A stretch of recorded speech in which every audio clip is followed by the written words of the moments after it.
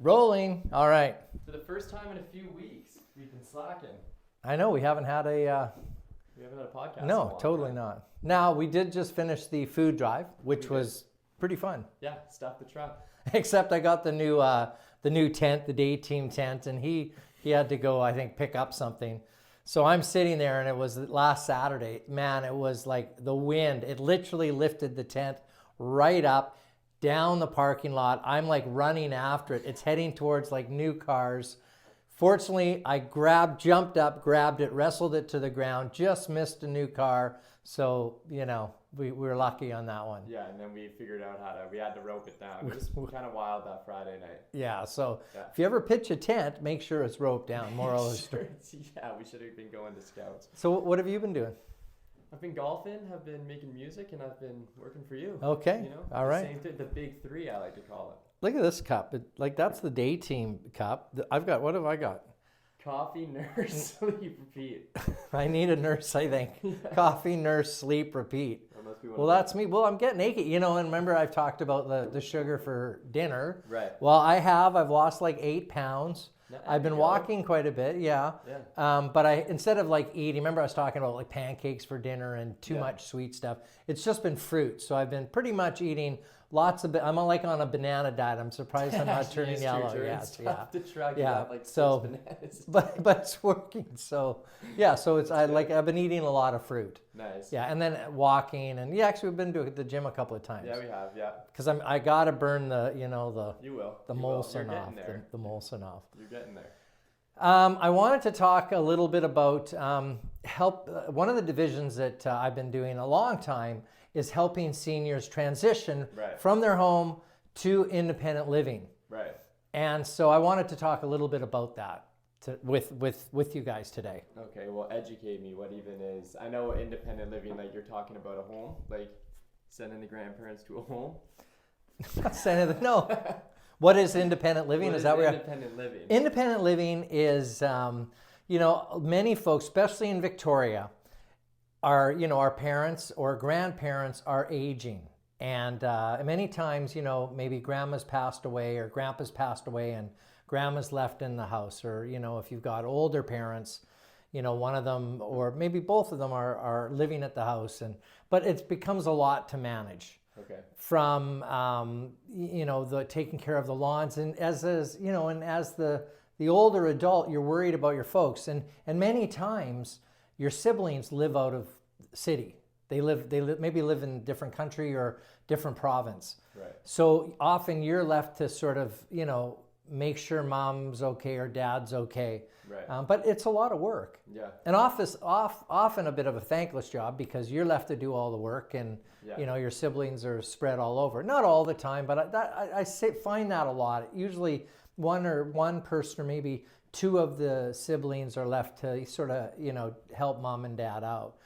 But a lot of times it becomes unmanageable, and that's the time that they want to transition into independent living. Okay. So what is independent living? I like to class independent living is almost like a cruise ship on land. Okay. Okay? Yeah. So, your meals are all prepared. So often, in these facilities, it's like a condo complex. So breakfast, lunch, dinner. Exactly. Yeah. Buffet kind of thing, or are they? No, actually sit down, and it sort of varies depending on the levels. There's many different formats of that type of living here in Victoria, so Right. there's lots of choices. And they really range from, a few $1,000s a month to, up to as high as $8,000 to $10,000 a month.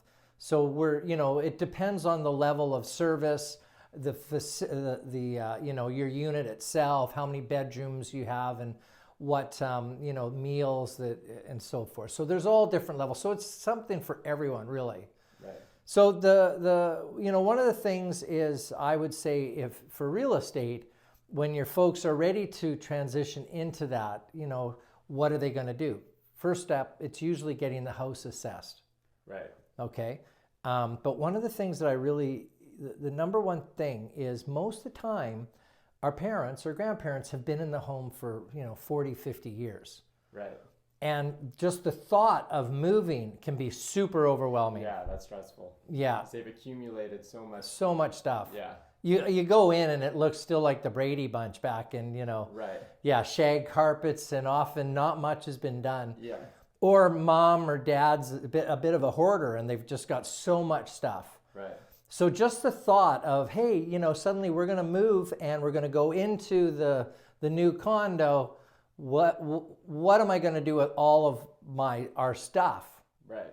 So the number one thing is, because again, this is one of the biggest moves they're going to ever make, and likely their last move.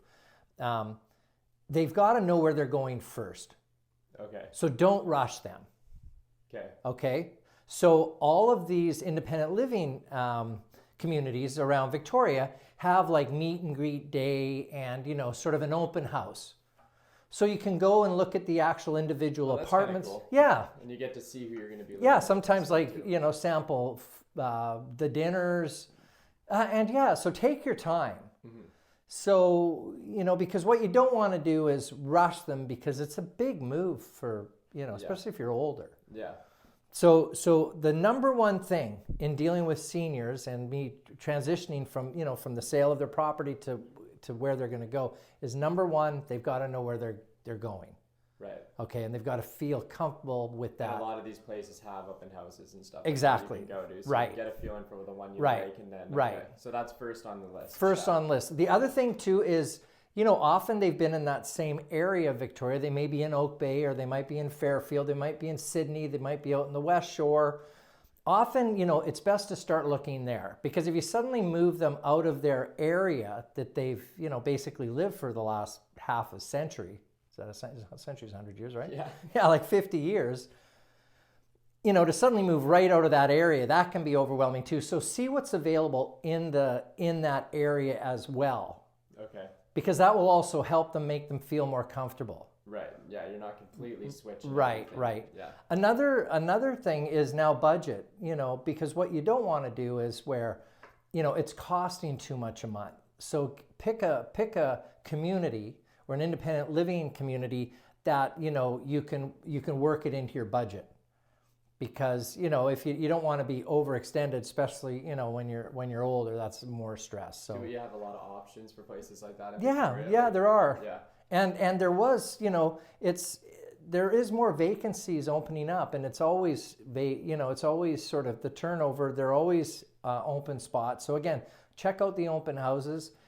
If you give me a call, I'd be happy to come over and, give them a list of all of the different facilities and what they offer and so forth. Right, so that's step one. Step one, find a place, figure out what's in your budget and a place that you like. Right. So now let's say that, okay, we're going to independent living. We've decided Okay, that. Now yes. we got to sell the house. Right. So now what's the next step?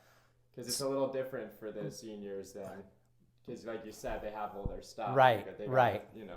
So here's where, I think the step two is the sale of the property. So now they know where they're going. So Right. they're comfortable with that. And they don't want to feel rushed. And if we have more time, once they know we know where they're going, the number one thing, a lot of there's some arguments on this, but you've heard a lot about staging. Right. You've heard of that, what that is, right? Yeah, Like staging a home, and that's another thing that can be super overwhelming to, an older person, especially when they haven't really done a lot of changes in 30, 40 years. Like you're stepping into a bit of a time clock, right? Yeah. All the photos of the grandkids, and, now they're all 50, and, so just the thought of staging their property will, scare them. Right. So I don't recommend staging. I have a tip sheet that I'd be happy to send you email that's basically free things you can do, super easy, that will help the sale of the property. Because when you're selling, you don't want to put $1 in if you're not going to get the dollar out. And I've seen, agents or staging companies that charge thousands, sometimes tens of thousands of dollars Really? to stage the property, when a lot of times the house, so it's staged, picture this, it's staged like a 2024 house, but the actual house is 1960s. So it's a bit of Yeah. fish out of water almost. Yeah. And And maybe it doesn't leave a lot to the imagination for people. No, too, 'cause no. it's- Yeah. No. So my advice is to sell it as is. Here's something to note. I remember with Megan, our youngest, when she was, oh God, I think 5, and we were having a garage sale. It's almost like this with your parents, older parents. I made the mistake of having Megan home during the garage sale. And what was the I forget the cartoon show or whatever. And Dora the Explorer. So this person buys this Dora, and I'm like handing it to, and Megan's basically crying, like she didn't want to sell anything. So that's almost like your folks, right? They're like, no, you can't get rid of that. So my advice is use the tip sheet I would send you, but really sell it as is. Yeah, exactly. You know, declutter it a little bit, but sell it as is. The time to start moving things or giving it to, you know, your kids or grandkids, like there's basically, you've got to put it into 3 buckets. There's the heirlooms. Those are the things that, you know, have real value. So we have to sort of arrange selling those. The second thing are the sort of the keepsakes, the sentimental value. That you know, that will get distributed throughout the family members. The third thing is really the stuff that needs to just be disposed of. Okay, that nobody's going to have a use for. They really have no value. Yeah. But the time to do that is after we get the offer. Okay. Okay, so picture this. So your folks, they found a place to live, and we've put their home on the market, and now we have an offer. In that time when the buyer removed the conditions to the closing date, that's when the folks have to be out, can often be 2 to 3 months. It's that 2 to 3 month time period, that's the time to start liquidating everything. Gotcha. After that. Yeah. Because if you do it before that, again, it's really overwhelming and it can cause a lot of stress that you don't need to do. So my advice is to, 1, sell it as is. Do some minor things that aren't going to really cost any money. Right. Because, like I said, you only want to put $1 in, $1 out. And I've seen people spend tens of thousands of dollars getting a home ready for sale, doing renovations. The buyer comes in and wants to change everything anyway. Right. So often it's best just to sell it as is. Okay, so now let's say you've sold it and we're in this 2-3 month window. Yes. So now that's when you're hiring. That's when you hire and we can assist with that. That's where, like I said, you put it sort of into 3 buckets. First off, what has value? Yeah. Okay, a lot of furniture these days, unless it's antiques, don't have a lot of value. Yeah. Okay, but they might have sentimental value to, you know, your kids, your grandchildren. They could always use, you know, maybe you've got some newer stuff or you know, so basically divide up the family things first. Yeah. Okay, sell the valuable items, and we can again assist with that with our Senior Moves program. And then the last thing is basically clean up and moving everything out of the house. And we've got a great company we use to really assist with that. Yeah. That was the other thing I was going to say. That's hard sometimes. You're sifting through you don't know who to use, and you've never done anything like that before.